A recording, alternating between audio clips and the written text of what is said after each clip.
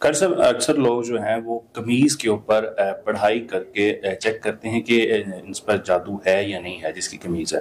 तो इस अमल से हवाले से बताएं, क्या ये अमल सही है, करना चाहिए, या क्या कहते हैं, क्या मौक़िफ़ है आपका इसके हवाले से? इसमें ना अदनान भाई, जो मतलब मोतबर अमल समझा जाता है या जिस तरीके से इसमें इलाज किया जाता है, उसमें ये कंडीशन होती है कि आप मतलब कोई भी कपड़ा लेते हैं, और मैं आपको सही बात बताऊं तो हम भी किसी टाइम में ये करते रहे। अच्छा। उसके बाद छोड़ दिया, उसकी रीज़न भी मैं आपके सामने रखूंगा। सबसे पहले तो ये है कि कमीज पर जो कपड़े वाला मामला होता है ना, मतलब कोई कपड़ा मंगवाते हैं और उसके ऊपर हम पढ़ाई करते हैं। पढ़ाई कैसे करते हैं? फॉर एग्जांपल, ये मेरे पास एक पेन है और पेन से पैमाइश कर ली, दोनों तरफ से कपड़ा पकड़ लिया, ठीक है जी। उसके बाद पढ़ाई करनी, इसको कपड़े को, इसको पेन को निकाल लेना है और बंदे से कहना है कि कपड़ा पकड़ के रखो, मतलब टाइट करके, और कपड़ा वो हो जो सुकड़ने या फैलने वाला नहीं, ठीक है। ठीक। और फिर कपड़ा वो हो जो मरीज ने पहन के उतारा है, ठीक है जी।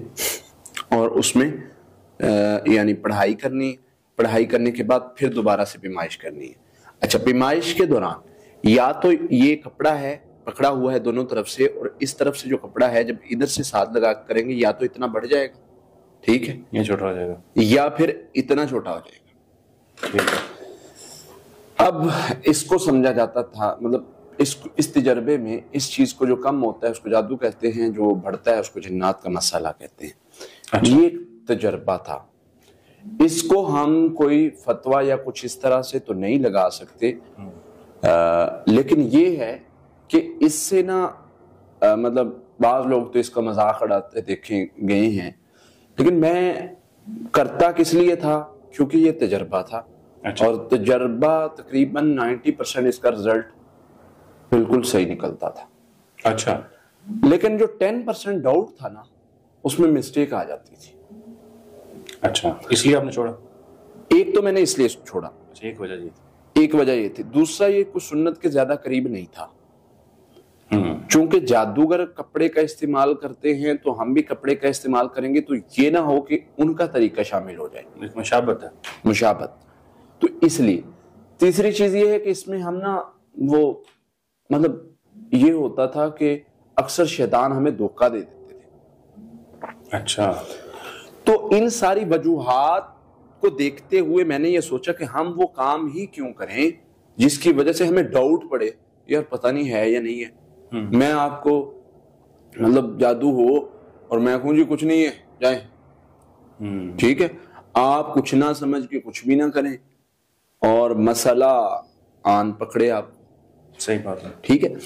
तो इसलिए जो होता है ना जादू का मसला, उस मतलब इस किस्म का मसला, उसमें ये होता है कि चेक करने के हवाला से हम तशखीस के मुख्तलिफ तरीके अपनाते हैं। वो सबसे पहले उसमें हम सिम्टम्स पूछते हैं। जब हमें पता चले कि सिम्टम्स हैं, फिर हम सिम्टम्स के बाद सिर्फ सिम्टम्स को देख के उस पर ट्रीटमेंट नहीं शुरू करते या डिसीजन नहीं लेते। हम सिम्टम्स को देखने के बाद उसके मतलब इलाज पर पढ़ाई करते हैं तशखीस के लिए। अच्छा।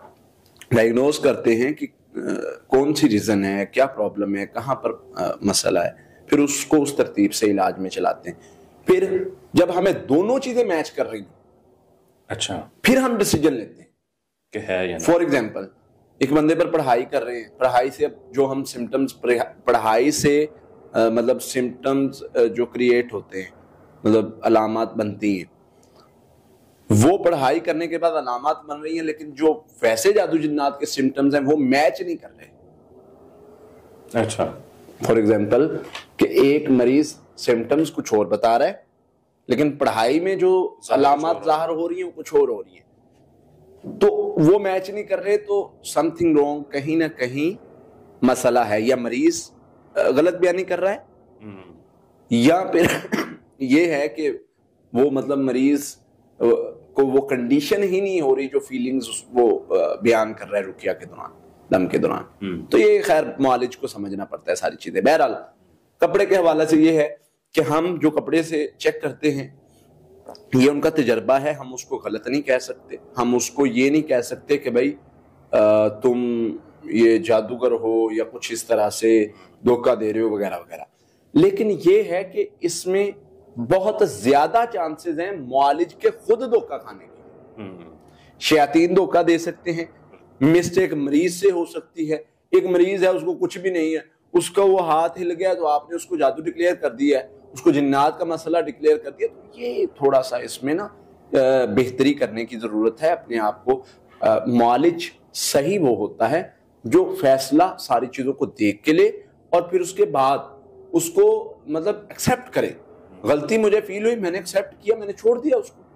तो ये एक अच्छे मुआलिज की सिफ्त होनी चाहिए कि वो अपनी मतलब उसको लगे कि डाउट है, छोड़ दें। ठीक है। तो बाकी मामलात की रही बात कि बाकी तरीके हैं चेक करने के, तो चेक करने या इलाज करने के तरीके मुख्तलिफ हो सकते हैं। खिलाफी शरीयत ना हो, नबी सल्लल्लाहु अलैहि वसल्लम ने मना ना किया हो, उसमें हर तरीका जायज़ है। शरीयत ने हमें बता दिया, नबी सल्लल्लाहु अलैहि वसल्लम ने फरमाया कि कुछ लोगों ने पूछा ना कि ये फलां हम दम किया करते थे पहले, नबी सल्लल्लाहु अलैहि वसल्लम ने सारे दम जायज़ हैं, तुम मेरे सामने पेश करो, दम जायज़ है जिसमें शिरक ना हो। तो इलाज में शिरक और ममानत ना हो, सब कुछ जायज़ है। तो कमीज वाला हो, पानी वाला हो, दूसरा तीसरा हो, उसमें ममानत ना हो तो जायज़ है, कोई मसला नहीं। लेकिन ये है कि उसमें हमें ये देखना होगा कि हम धोखा तो नहीं खा रहे, हम जो है शैतान हमें मिसगाइड तो नहीं कर रहा। ये तो नहीं हो रहा कि हम इलाज कर रहे हैं और शैतान हमारे साथ खेल रहा है, देखो इन्होंने पता नहीं लग रहा है। तो ये चीज़ों का ज़रा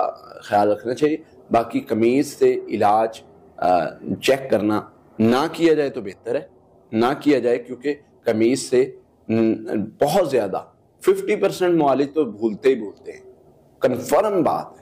तो इसलिए इससे बचना ज़्यादा ज़रूरी है। बाज़ लोगों ने, बाज़ उलमा ने इस पर बहुत सख्त अल्फाज भी इस्तेमाल किए, लेकिन मैं ये समझता हूँ कि इतना सख्त इस पर मौक़िफ़ बनता नहीं है। लेकिन बचना चाहिए इस काम से, ये कोई मतलब अच्छा काम नहीं होता, क्योंकि शयातीन इसमें धोखा देते हैं। बहुत शुक्रिया।